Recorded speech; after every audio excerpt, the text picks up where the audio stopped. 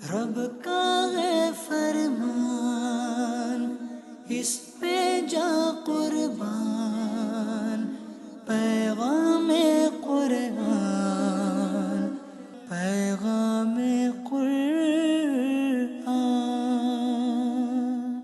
الحمدللہ رب العالمین والصلاة والسلام علی سید المرسلین، اما بعد فاعوذ باللہ من الشیطان الرجیم، بسم اللہ الرحمن الرحیم۔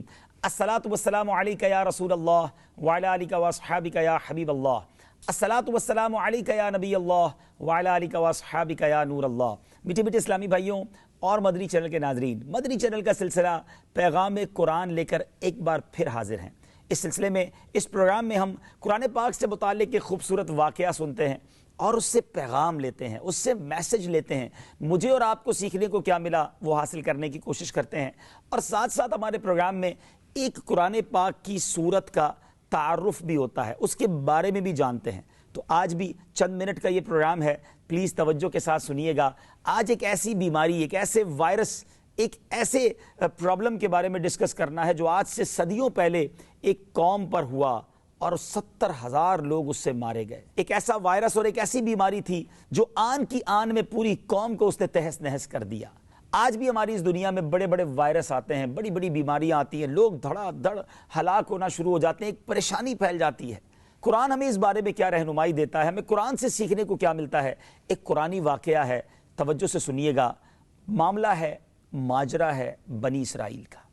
جب میدان طیہ میں بنی اسرائیل نے یہ خواہش ظاہر کی، حالانکہ ان پر من و سلوہ اترتا تھا، مگر انہوں نے خواہش ظاہر کی کہ ہم زمین سے اگنے والے غلے اور ترکاریاں کھائیں گے، تو ان لوگوں کو حضرت موسیٰ علیہ السلام نے فرمایا کہ تم لوگ من و سلوہ کے نفیس کھانے چھوڑ کر، جو آسمان سے کھانا اترتا تھا اس کو چھوڑ کر گیہوں، دال اور ترکاریوں جیسی خسیس اور گھٹیا غذائیں کیوں طلب کر رہے ہو؟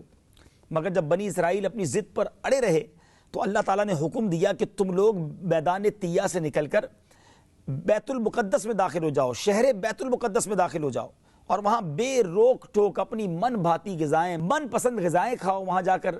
اور یہ ضروری ہے کہ تم لوگ بیت المقدس میں کمال ادب و احترام کے ساتھ، جو بیت المقدس کا دروازہ ہے اس میں جھک کر داخل ہونا، اور داخل ہوتے وقت یہ دعا مانگتے رہنا کہ یا اللہ تو ہمارے گناہوں کو معاف فرما دے، تو ہم تمہارے گناہوں کو بخش دیں گے۔ صرف ایک شرط تھی کہ دروازہ بیت المقدس میں عجز کے ساتھ، انکساری کے ساتھ، سر جھکاتے ہوئے یہ کہتے ہوئے گزرنا ہے کہ یا اللہ گناہ معاف فرما دے، استغفار گویا کرتے ہوئے گزرنا ہے، اللہ سے معافی مانگتے ہوئے گزرنا ہے۔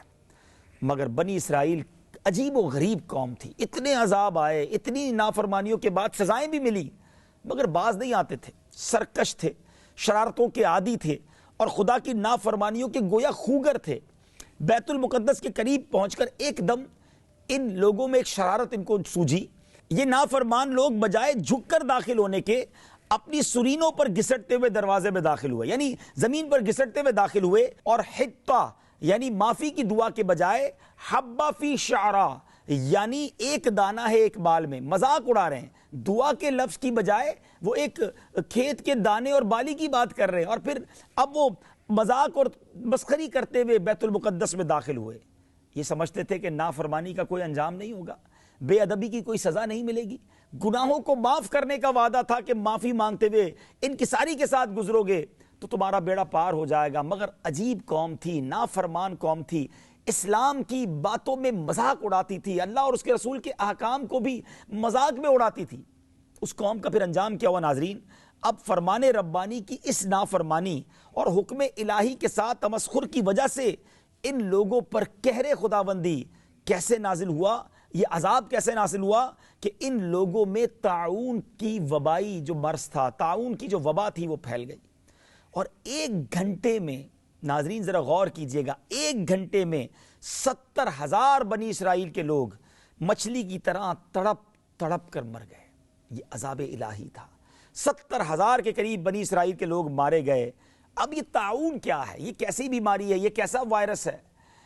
ایک مہلک وبائی بیماری ہے جس کو ڈاکٹر پلیگ کہتے ہیں، آج کے زمانے میں سے پلیگ کہا جاتا ہے۔ اس بیماری میں گردن اور بغلوں اور کنجے ران میں، یعنی رانوں کے درمیان آم کی گٹھلی کے برابر گٹھلیاں نکل آتی ہیں، جس میں بے پناہ درد اور ناقابل برداشت سوزش ہوتی ہے، اور شدید بخار چڑھ جاتا ہے، آنکھیں سرخ ہو جاتی ہیں اور دردناک جلن سے شعلے کی طرح جلنے لگتی ہیں، اور مریض شدت درد اور شدید بے چینی اور بے قراری میں تڑپ تڑپ کر بہت جلد مر جاتا ہے۔ اور جس بستی میں یہ وبا پھیل جائے اس بستی کی اکثر آبادی موت کے گھاٹ اتر جاتی ہے، اور ہر طرف ویرانی اور خوف و ہراس کا دورہ پھیل جاتا ہے۔ یہ واقعہ قرآن میں کہاں موجود ہے اور کس انداز میں موجود ہے؟ چنانچہ پارہ نمبر 1 سورہ بقرہ آیت نمبر 58 اور 59 کی پہلے تلاوت سنتے ہیں، پھر ترجمہ سنتے ہیں، پھر بات کو مزید آگے بڑھاتے ہیں۔ وَإِذْ قُلْنَا ادْخُلُوا هَٰذِهِ الْقَرْيَةَ فَكُلُوا مِنْهَا حَيْثُ شِئْتُمْ رَغَدًا وَادْخُلُوا الْبَابَ سُجَّدًا وَقُولُوا حِطَّةٌ نَغْفِرْ لَكُمْ خَطَايَاكُمْ وَسَنَزِيدُ الْمُحْسِنِينَ فبدل الذين ظلموا قولا غير الذي قيل لهم فأنزلنا على الذين ظلموا رجزا من السماء بما كانوا يفسقون۔ اور جب ہم نے فرمایا اس بستی میں جاؤ، پھر اس میں جہاں چاہو بے روک ٹوک کھاؤ، اور دروازہ میں سجدہ کرتے داخل ہو، اور کہو ہمارے گناہ معاف ہوں، ہم تمہاری خطائیں بخش دیں گے، اور قریب ہے کہ نیکی والوں کو اور زیادہ دیں، تو ظالموں نے اور بات بدل دی جو فرمائی گئی تھی اس کے سوا، تو ہم نے آسمان سے ان پر عذاب اتارا بدلہ ان کی بے حکمی کا۔ ناظرین، یہاں آپ نے قرآن پاک کی آیت بھی سن لی، ترجمہ بھی سن لیا۔ اب تعاون کے بارے میں نبی پاک علیہ السلام کی کچھ احادیث سناتا ہوں۔ حضرت اسامہ رضی اللہ تعالیٰ عنہ سے روایت ہے کہ حضور اقدس صلی اللہ تعالیٰ علیہ وآلہ وسلم نے ارشاد فرمایا، بے شک یہ تعاون ایک عذاب ہے جسے تم سے پہلے لوگوں پر مسلط کیا گیا، لہٰذا جب کسی جگہ تعاون ہو اور تم وہاں موجود ہو تو تم تعاون سے بھاگ کر وہاں سے نہ نکلو، اور جب کسی جگہ تعاون ہو تو تم وہاں نہ جاؤ۔ نمبر 2، ایک اور روایت میں ہے کہ نبی اکرم علیہ السلام نے ارشاد فرمایا، تعاون پچھلی امتوں کے عذاب کا بقیہ ہے، جب تمہارے شہر میں تعاون واقع ہو تو وہاں سے نہ بھاگو، اور دوسرے شہر میں واقع ہو تو وہاں نہ جاؤ۔ نمبر 3، ام المومنین حضرت عائشہ صدیقہ رضی اللہ تعالی عنہا فرماتی ہیں، میں نے رسول اللہ صلی اللہ علیہ وسلم سے تعاون کے بارے میں عرض کی۔ ناظرین، یہ بخاری شریف کی حدیث ہے۔ تو پیارے آقا علیہ السلام نے مجھے بتایا کہ تعاون ایک عذاب ہے، اللہ تعالیٰ جس پر چاہتا ہے یہ عذاب بھیج دیتا ہے، اور اللہ تعالیٰ نے اسے اہل ایمان کے لیے رحمت بنایا ہے۔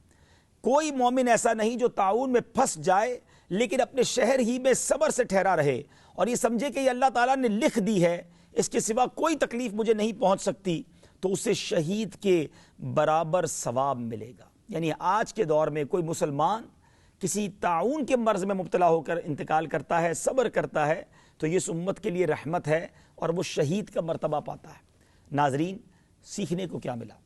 ایک بات تو یہ پتہ چلی کہ اگر کسی قوم میں وبا ہو تو وہاں نہیں جانا چاہیے، اس سے بچنا چاہیے، اپنے آپ کو بچانا چاہیے، اور اگر کوئی بیماری آ جاتی ہے اور اگر بندہ صبر کرتا ہے، علاج کرنے میں حرج نہیں ہے، لیکن اگر صبر کرتا ہے تو اللہ بیماری میں مرنے والوں کو بڑا مرتبہ عطا فرماتا ہے۔ بیماری تو بعض اوقات گناہوں کے کفارے کا باعث ہوتی ہے، تو ہمیں اس میں احتیاط بھی کرنی ہے، اپنی صحت کا خیال بھی رکھنا ہے۔ اور یہاں ایک اور بڑی اہم بات اس واقعے سے سیکھنے کو ملی ہے ناظرین، اور وہ یہ ہے کہ اس قوم پر عذاب کیوں آیا؟ شریعت کے احکام پر مذاق اڑایا گیا، اللہ کی نافرمانی کی دلیری دکھائی گئی، گناہ کو چھوٹا سمجھا گیا۔ ذرا غور کیجئے، آج کیا ہمارے معاشرے میں یہ باتیں عام نہیں ہیں؟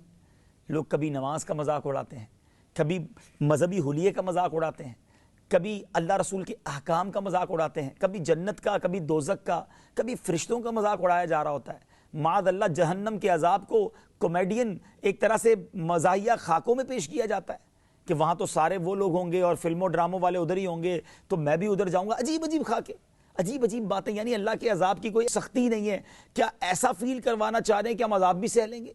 ذرا سوچئے، یہ باتیں کرتے ہوئے احساس نہیں ہوتا کہ ہم مسلمان ہیں اور ہم اللہ کی بات کو، شریعت کے احکام کو مذاق میں اڑائیں؟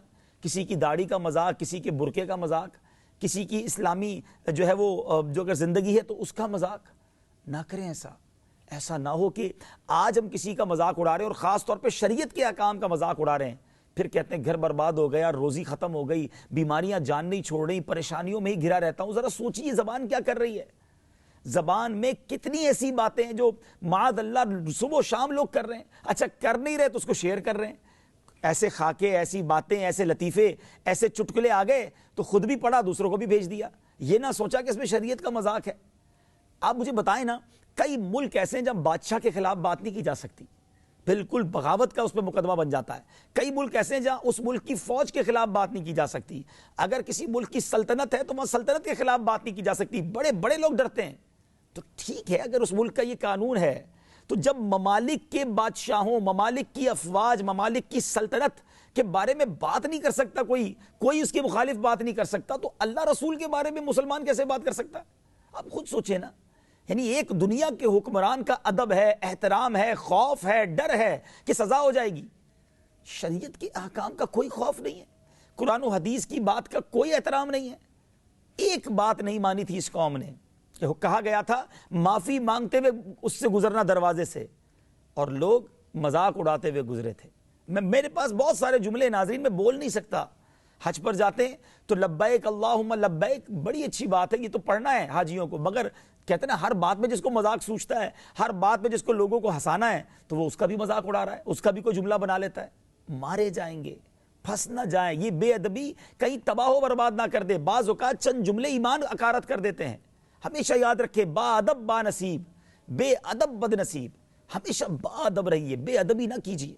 ناظرین ایک بات پہلے سمجھیے، پلیز ذرا غور سے سنیے۔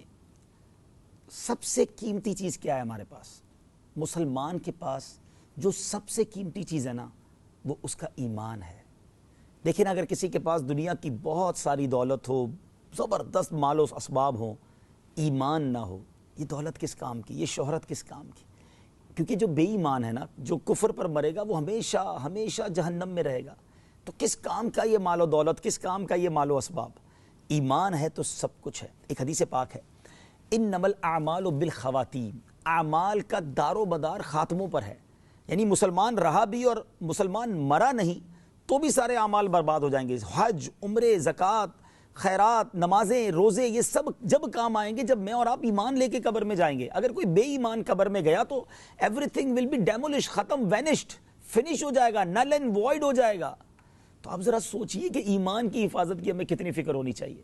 اور یہ جو بے ادبیاں ہیں نا، جس کی عادت ہے بہت بولنے کی، بات بات پہ مذاق کرنے کی، ہر چیز کا مذاق بنانے کی، بعض اوقات یہ لوگ ایمان سے ہاتھ دھو بیٹھتے ہیں۔ جی ہاں، ہو سکتا ہے اب کسی کے ذہن میں سوال آ رہا ہو کہ یار کیا ایمان ایسی نازک چیز ہے کہ ایک جملے سے چلا جائے گا؟ اب میں آپ سے ایک بات پوچھتا ہوں، اگر کوئی شخص ساری زندگی بے ایمان رہے، غیر مسلم ہو، اور مرنے سے کچھ دیر پہلے صدق کے دل کے ساتھ، پکے دل کی یقین کے ساتھ کلمہ پاک پڑھ لے تو وہ کیا ہو جائے گا؟ 70 سال غیر مسلم رہا، آخری دن کلمہ پڑھ لیا دل کی صداقت کے ساتھ، یقین کے ساتھ، تو وہ مسلمان ہو جائے گا۔ پتہ چلا ایک جملہ کفر کی وادی سے کسی کو اسلام کی وادی میں، اسلام کے نور میں داخل کر سکتا ہے۔ تو ایک جملہ ہی مسلمان کا کہا ہوا بے ادبی والا اسے کفر میں لے جا سکتا ہے، اس کا ایمان برباد ہو سکتا ہے۔ میں آپ کو ایک آج کتاب سجیسٹ کرنا چاہتا ہوں ناظرین، پلیز اس کو ایزی نہ لیجیے، اور خاص طور پہ میری بہنیں، اسلامی بہنیں بھی پڑھیں، اسلامی بھائی بھی پڑھیں۔ اچھا، اسلامی بہنوں میں ایک اور پرابلم ہوتا ہے، یا ایک تو یہی ہے مذاق، اور آج کل جو یہ کامیڈی شو اور جو خاکے چل رہے ہیں اور اس میں لوگ بڑا انجوائے بھی کر رہے ہیں، ہنس بھی رہے ہیں، یہ بے ادبی والا معاملہ۔ اس کے علاوہ ایک اور بڑا مسئلہ ہے، اور وہ یہ ہے کہ جب گھر میں کوئی غم کا معاملہ آ جائے، کوئی اچانک میت ہو جائے، کوئی ایکسیڈنٹ ہو جائے، کوئی ڈکیتی ہو جائے، کوئی چوری ہو جائے، کوئی بیماری بڑی آ جائے، تو اب وہاں ناشکری کے ایسے الفاظ کہے جاتے ہیں، ایسے جملے کہے جاتے ہیں کہ جس سے انسان کا ایمان برباد ہو سکتا ہے۔ معاذ اللہ، بعض اوقات اللہ کو یا تو ڈائریکٹلی یا مفہومی طور پہ ظالم کہہ دیتے ہیں کہ اللہ کو ہمارا ہی گھر نظر آیا تھا، معاذ اللہ میرے بچے کو کیوں لے لیا، اللہ نے انصاف نہیں کیا۔ یعنی رب عز و جل کو ناانصافی کرنے والا، اللہ کو ظالم کہنے والا، کیا مسلمان رہ سکتا ہے؟ پلیز سوچیے۔ میں جس کتاب کا آپ کو حوالہ دینے جا رہا ہوں وہ ضرور پڑھیے اور اپنے گھر والوں کو بٹھا کر سنائیے۔ وہ کتاب ہے کفریہ کلمات کے بارے میں سوال و جواب۔ میرے شیخ طریقت امیر اہل سنت نے یہ کمال کی کتاب ہمیں لکھ کر دے دی ہے، اور یہ دعوت اسلامی کی ویب سائٹ پر بھی موجود ہے، dawatIslami.net سے ڈاؤن لوڈ کر لیں، مکتبۃ المدینہ کال کر کے بھی منگوا سکتے ہیں، کالنگ نمبر بھی آپ اسکرین پر دیکھ رہے ہیں۔ پلیز پڑھیں، ایمان سے بڑھ کر کچھ نہیں ہے۔ آپ کی نئی گاڑی ہوتی ہے، آپ اسے گیرج میں رکھتے ہیں، اور قیمتی گاڑی ہوتی ہے، گارڈ بھی ساتھ رکھتے ہیں۔ قیمتی موبائل ہوتا ہے تو جیب میں سنبھال کے رکھتے ہیں، بہت سارے کور اس کو چڑھا لیتے ہیں کہ یار اسکریچ نہ پڑ جائے. دنیا کی قیمتی چیزوں کی حفاظت کریں گے اور میرے پاس جو سب سے قیمتی چیز ایمان ہے اس کی حفاظت کی فکر نہیں کریں گے. تو خدا را سب سے پہلے پڑھیے کہ وہ کون سی چیزیں ہیں جو ایمان برباد کر سکتی ہیں. پھر دوسرا، اپنی زبان کو لگام دیں. جب حکومت کے بارے میں بات کرتے میں 100 بار سوچتے ہیں. فوج اور سلطنت کے بارے میں، بادشاہوں کے بارے میں بات کرنے میں ممالک میں پابندی ہوتی ہے اور بات کرنے والے پر بغاوت کا مقدمہ لگا دیا جاتا ہے، جو ٹھیک ہے اس ملک کا قانون ہے. تو وہاں بولنے سے پہلے سوچیں گے اور شریعت کے معاملے میں کچھ نہیں سوچیں گے. خدا را عقل مندوں کے لیے اشارہ کافی ہے. جبھی تو دعوت اسلامی کے اجتماعات میں ایک بڑا پیارا نعرہ لگایا جاتا ہے، پہلے تولو بعد میں بولو. بول کر پچھتانے سے بہتر ہے پہلے سوچ لینا کہ یہ کہنا چاہیے کہ نہیں، یہ ادب کے منافی تو نہیں، یہ بے ادبی تو نہیں، کہیں یہ گستاخی تو نہیں، کہیں یہ جملہ مجھے میرے ایمان سے خارج تو نہیں کر دے گا. پلیز زبان کی جو بات ہے وہ بڑی نازک ہے. آخر میں آپ کو ایک حدیث سناتا ہوں. اللہ کے حبیب علیہ الصلوۃ والسلام فرماتے ہیں، جس کا مضمون ہے کہ تم مجھے 2 چیزوں کی گارنٹی دے دو، میں تمہیں جنت کی گارنٹی دیتا ہوں. اب بتائیے، جنت کی گارنٹی مل جائے تو اور کیا چاہیے؟ لیکن جنت کی گارنٹی کے لیے 2 چیزوں کو سنبھالنا ہے، اس کا پراپر یوز کرنا ہے، اس کو غلط استعمال سے بچانا. اور وہ 2 چیزیں کیا ہیں؟ آقا نے فرمایا وہ 2 داڑھوں کے درمیان والی اور 2 ٹانگوں کے درمیان والی چیز ہے، یعنی زبان اور شرمگاہ، پرائیویٹ پارٹ. ان دونوں چیزوں کو رانگ یوز کر کے بندہ جہنم میں بھی جا سکتا ہے. ان دونوں چیزوں کا پاکیزہ استعمال کر کے، حلال استعمال کر کے انشاءاللہ جنت میں بھی جا سکتا ہے. امید کرتا ہوں آج کی اس پیغام قرآن کو دل میں جگہ دیں گے، اپنی زبان سے غلط بات نہیں کریں گے، اور خاص طور پر جہاں اللہ رسول کی بات کرنی ہے، جہاں شریعت کی بات کرنی ہے، وہاں اٹینشن ہو جائے، وہاں کانشیس ہو جائیں، خیال کریں، غلطی نہ ہو جائے، بے ادبی نہ ہو جائے، گستاخی نہ ہو جائے، میرے ایمان پہ کوئی اثر نہ آ جائے، میرا رب مجھ سے ناراض نہ ہو جائے. کیونکہ اللہ ہی سے تو شفا لینی ہے، اللہ ہی سے تو روزی لینی ہے، اللہ ہی سے تو مدد لینی ہے، اسی سے ہی تو ساری مصیبتیں حل کروانی ہے، اسی کے بارگاہ میں دعا کرنی ہے. مثال دیتا ہوں، آپ کسی بندے کو ناراض کر دیں اور پھر کہیں میری مدد کرو. اب بتائیں وہ آپ کی مدد کرے گا؟ پہلے آپ نے اس کی گستاخی کی ہے، اس کو تنگ کیا ہے، اس کو پریشان کیا ہے، اس کے بارے میں بری باتیں کی ہیں، اور اب آپ کہہ رہے ہیں میری مدد کر دو. دنیا میں جب ہم یہ سوچتے ہیں کہ یار جس سے کام نکلتا ہے اس کو ناراض نہیں کرنا، بلا تمثیل اللہ تبارک و تعالیٰ کو ناراض بھی کرتے ہیں اور پھر اللہ سے مدد بھی مانگتے ہیں. اسے راضی کیجیے، حلال زندگی گزاریے، نمازوں والی زندگی گزاریے اور عبادت والی زندگی گزار کر اپنے رب کو راضی کرنے کا سامان کیجیے. اللہ مجھے بھی اور آپ کو بھی ایسی زندگی گزارنا نصیب کر دے کہ جس میں ہم اللہ کو راضی کر کے دنیا سے جائیں، دنیا میں بھی رب ہم سے راضی ہو، قبر میں جائیں جب بھی رب ہم سے راضی ہو، اور محشر کے دن اٹھیں تو رب عز و جل اپنی رحمت سے ہمیں جنت میں داخلہ عطا فرمائے. الحمدللہ آج کا یہ میسج تھا، یہ پیغام تھا. امید ہے اس کو ضرور کنسیڈر کریں گے. اب وقت ہوا ہے ایک بہت ہی پیاری، یقین کریں ون آف دا بیوٹیفل، شاندار صورت کا ہم تعارف حاصل کریں گے. وہ کون سی صورت ہے؟ آئیے چلتے ہیں سیگمنٹ تعارف قرآن کی طرف. پیغام قرآن. ناظرین وقت ہوا ہے ہمارے خوبصورت سیگمنٹ پیغام قرآن میں تعارف قرآن کا.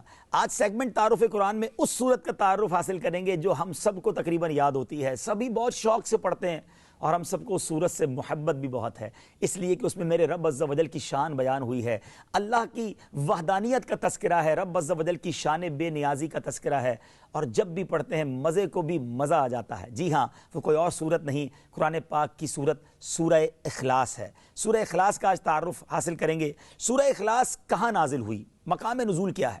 سورہ اخلاص ایک قول کے مطابق مکی اور ایک قول کے مطابق مدنی ہے، یعنی یا تو ایک قول کے مطابق وہ مکے میں نازل ہوئی ہے، ایک قول یہ ہے کہ وہ مدینے میں نازل ہوئی. رکوع اور آیات کی تعداد، اس صورت میں 1 رکوع اور 4 آیتیں ہیں، صرف 4 آیتیں ہیں مگر کمال کی آیتیں ہیں. سورہ اخلاص کے اسماء اور ان کی وجہ تسمیہ، مفسرین نے اس صورت کے تقریباً 20 نام ذکر کیے ہیں، ان میں سے 4 نام یہاں ذکر کیے جاتے ہیں. نمبر 1، اس صورت میں اللہ تعالیٰ کی خالص توحید کا بیان ہے، اس وجہ سے اسے سورہ اخلاص کہتے ہیں.